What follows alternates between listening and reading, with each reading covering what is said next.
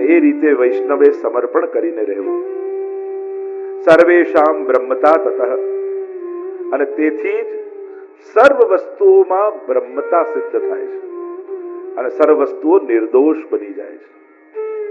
જેમ પ્રાચીન કાળમાં સેવકો રહેતા અને સંપૂર્ણ સ્વામીને આધીન થઈને રહેતા, સ્વામીના પ્રસન્નતામાં પ્રસન્ન અને સ્વામીના સુખ દુઃખને પોતાનું સુખ દુઃખ માનીને જીવતા. એટલે સેવકાનામ યથાલોકે જે આપણે કહીએ એ પ્રાચીન કાળની વાત છે, અત્યારની નહીં હો. કે 8 કલાકમાં છૂટા, પર કલાકે ગણવાનું. એટલે સેવકાનામ યથાલોકે પ્રાચીન સમયની વાત છે કે એ સમયે જે સ્વામી સાથે સેવકનો વ્યવહાર હતો, એટલે કે સંપૂર્ણ શરણ થઈને રહેતા, એ જે ભાવના વૈષ્ણવે સંસારમાં આ રીતે જ રહેવું. પ્રભુ મારા સ્વામી છે. જો ભાવના ભલે બધી જ કરીએ, સર્વ ભાવે ન ભજનીયો વ્રજાધિપ, સર્વ ભાવે પ્રભુને ભજો, પણ વ્યવહાર સ્વામી સેવકનો જ રાખો.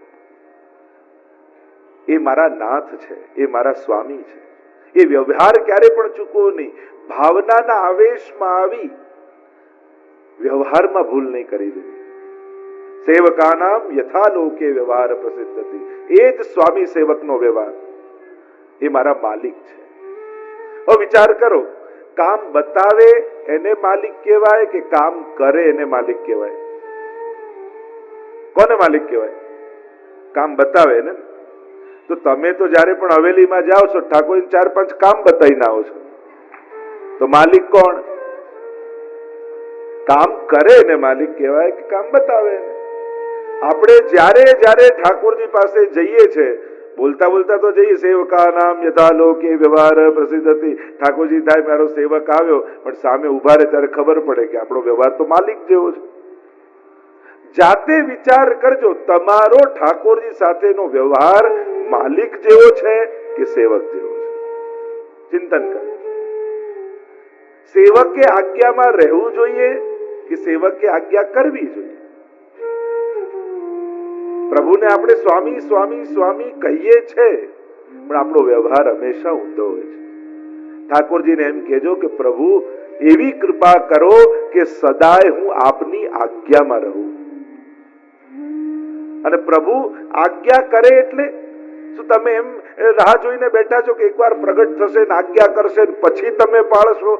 ના, આ 16 ગ્રંથમાં કરી ગયા છે આજ્ઞા. આપણે તો આજ્ઞા એને જ માની કે મારી સામે પ્રગટ થાય મને કે તો મને આજ્ઞા કરી કહેવાય. અરે ના, મહાપ્રભુજી સાક્ષાત ભગવત મુખારવિંદનું સ્વરૂપ છે. 16 ગ્રંથમાં આજ્ઞા કરી ગયા છે.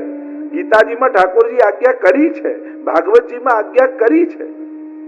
આ બધી આજ્ઞાઓ જ છે. શાસ્ત્રોની આજ્ઞા દરેક ભક્તે પોતાની વ્યક્તિગત પોતાને ઠાકોરજીએ કહ્યું હોય એ રીતે વાંચીને સાંભળી અને સ્વીકારી. અને એટલા માટે સ્વામી સેવક જેવો વ્યવહાર. પ્રભુ મારા નાથ છે અને સ્વામી સદાય મારું હિત ઈચ્છે છે, એ ક્યારે મારું અહિત નહીં કરે. અને સેવક જે પહેલાના સમયમાં રહેતા, સંપૂર્ણ આશ્રિત થઈને રહેતા અને એને ભરોસો રહેતો કે મને જ્યારે પણ જરૂર પડશે, મારું કાંઈ પણ હશે તો મારો માલિક ચોક્કસ બધું પૂરું કરશે. કારણ ચિંતા માલિકને હોય, સેવકને હોય કે કાલે કેમ કરીને ઘર ચલાવીશું, કાલે ધંધો કેમ કરીને ચલાવીશું, કાલે ઘરના આટલા લોકોને કેમ જમાડીશું. એ કામ કરતા હોય એને ચિંતા હોય. વૈષ્ણવે તો કઈ રીતે રહેવું? બેંકમાં કેશિયર હોય ને એ રીતે. હવે ધનના ઢગલા ને ઢગલા નોટો ભરી હોય ને નોટબંધી થઈ હોય ને બધી બેંકમાં આવી હોય તો કેશિયરને મજા આવી જાય, ચલો આજે તો આટલા બધા રૂપિયા આવી ગયા. કે એને ટેન્શન થાય, એને કંટાળો આવે. ઘણા અહીંયા બેંક વાળા છે, કેશિયરના ટેબલ ઉપર નોટોના થપ્પા ને થપ્પા હોય તો એ ખુશ થાય કે દુખી થાય? કેમ? નોટો જોઈને દુખી થાય? આવો દુનિયામાં માણસ ગોતવો અઘરો. પણ હા, કેશિયરને એમ થાય કે આટલું બધું કામ, કારણ આ મારું નથી, બેંકનું છે. આ જાગૃતિ એના ચિત્તમાં છે એટલે એના માટે એ કામ છે, એ આનંદના કેન્દ્રિત નથી. અને એટલા માટે સ્વામીને ચિંતા હોય, સેવક તો નિશ્ચિંત હોય. સેવક સ્વામીનો વ્યવહાર આપણે કરવાનું કહ્યું તો ચિંતા ન કરો, ચલાવનારા ને કરનારા ઠાકોરજી માથે છે. એ બધું જ કરશે એવા ભરોસા સાથે જીવવું એ જ સેવક ધર્મ છે. ચિંતા આપણે ક્યાં કરનારા? કોણ કરનારા? સ્વામી કરે. સેવકને કઈ ચિંતા હોય? સેવકને તો ભરોસો હોય સ્વામી મારું બધું પૂરું કરશે. એવો વ્યવહાર ઠાકોરજી સાથે રાખો. સેવામાં પણ જ્યારે પણ જઈએ ભાવના પણ સ્વામી સેવકની અને વ્યવહાર પણ સ્વામી સેવકનો. દંડવત કરીને ઠાકોરજી આગળ બેસી. એક સેવક સ્વામી આગળ કઈ રીતે બેસે, કઈ રીતે બોલે, કઈ રીતે વર્તે, એ વ્યવહાર પણ મહત્વનો છે. સેવકાનામ યથાલોકે વ્યવહાર પ્રસિદ્ધ. એવો જ વ્યવહાર કરો જાણે સાક્ષાત મારા સ્વામી બિરાજેલા છે. અને સ્વામીની સાથે સેવકે કઈ રીતે વ્યવહાર કરો? ઠાકોરજી આગળ બેઠા હોઈએ સેવા આદિમાં તો બંને તો બહુ મોટેથી નહીં બોલવું, ઠાકોરજીની આગળ કોઈની પર ક્રોધ નહીં કરવો, આ નાના નાના વિવેકો જાળવવા, કારણ કે આપણા સ્વામી છે. એમની સાથે આપણો કેવો વ્યવહાર હોય એનો વિવેક જાણવો.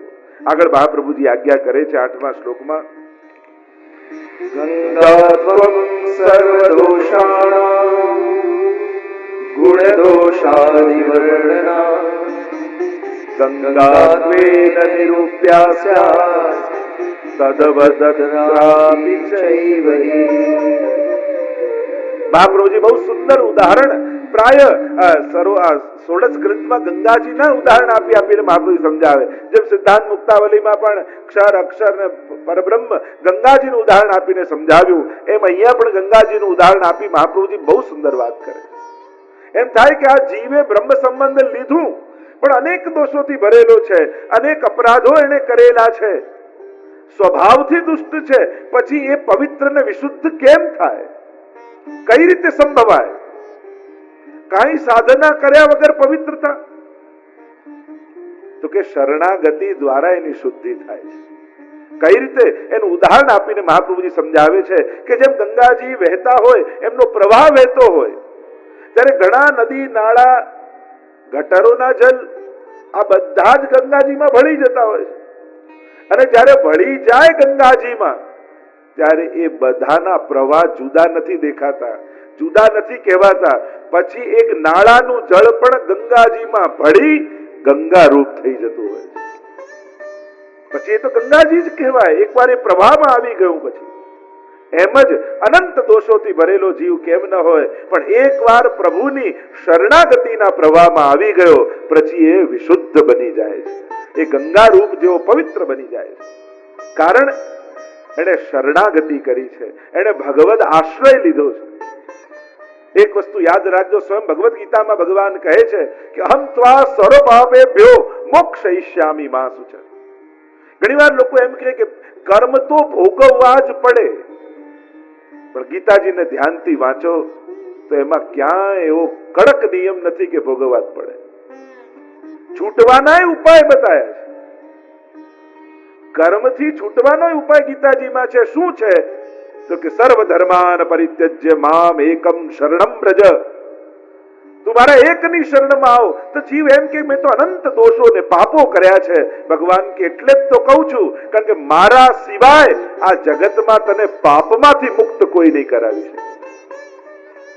તને સદુપદેશ આપી શકશે, તારાથી પુણ્ય કરાવી શકે, પણ પાપથી છોડાવનારો કેવલ હું છું. અને શરણાગતિ દ્વારા ભગવાન કહે અહમ ત્વા સર્વ પાપેભ્યો મોક્ષયિષ્યામિ, હું ક્ષમા કરીશ. કારણ કે જે સર્જક છે એ છોડાવનારો એ થઈ શકે છે. અને એટલા માટે કર્મ બંધન ભલે લાગ્યા હોય, ગીતાજીમાં ત્યાં પણ કેવું જ્ઞાન દ્વારા પણ કર્મમાંથી મુક્ત થવાય છે, જ્ઞાનાગ્નિમાં બળી જાય. અને બીજું શરણાગતિ દ્વારા પણ મુક્ત થવાય છે. આપણે ત્યાં તો વાર્તા સાહિત્યમાં અનેક વિધે એવા પ્રસંગો આપણે જોઈએ છે કે જ્યારે રૂપ મોરારીદાસ આવ્યા, શિકારી હતા, મહાપ્રભુજીએ મુક્ત કર્યા. એવા અનેક ચમારનો પ્રસંગ આવે છે 252ની વાર્તામાં. હિંસા કરી હતી છતાંય ગુસાઈજીની કૃપા એવી થઈ, બધામાંથી મુક્ત થઈ ગયા. કર્મમાંથી પણ મુક્ત થવાય છે. એટલે કોઈ એમ કહેતું હોય કે કર્મ છૂટે નહીં, ભગવાન જલ્દી કોઈને કર્મના ફળ આપતા જ નથી. ક્યાંય જલ્દી શાસ્ત્રોમાં તમે એમ નહીં વાંચો કે ભગવાન કોઈને સ્વર્ગ કે નર્ક આપે. ભગવાન ઉદ્ધાર કરે. ભગવાન જલ્દી સ્વર્ગ કે નર્કમાં મોકલતા નથી, કારણ કે સ્વર્ગ અને નર્ક કર્મના પરિણામ રૂપ છે. કર્મના પરિણામ છે. તમે જે કર્મ કર્યા, ખરાબ કર્મ કર્યા તો નર્ક, અને સારા કર્મ કર્યા તો સ્વર્ગ. આ લોક જે છે એમાં કર્મ દ્વારા જવાય છે, પણ ભગવદ લોકમાં કેવલ કૃપા દ્વારા પ્રાપ્તિ થાય છે. એમાં કર્મ દ્વારા પ્રાપ્તિ થતી નથી. કે એવું કોઈ કર્મ નથી કે જેનાથી ભગવાનની નિકુંજમાં પહોંચી જવાય. એ તો ઠાકોરજી સ્વીકાર કરે ત્યારે થાય. અને એટલા માટે મહાપ્રભુજી અહીંયા સુંદર આજ્ઞા કરે છે કે જેમ ગંગાજીના પ્રવાહમાં બધા જ નાળા ભેગા થાય પણ એ ગંગા રૂપ બની જાય છે, એમ જ આ વૈષ્ણવ જ્યારે સંપૂર્ણ આત્મા સહિત આલોક અને પરલોકની શરણાગતિ ઠાકોરજી આગળ કરી દે તો એ પરમ પવિત્ર બની જાય છે. એમાં પછી કોઈ દોષ રહેતા નથી. એવી આજ્ઞા કરી અને અહીંયા સિદ્ધાંત રહસ્ય ગ્રંથને આપણે પૂર્ણ કરીએ. બોલો ગોવર્ધન નાથ કી જય, વલ્લભાધીશ ઈશ કી જય, શ્યામ સુંદર શ્રી શ્રી અમને મહારાણી કી જય.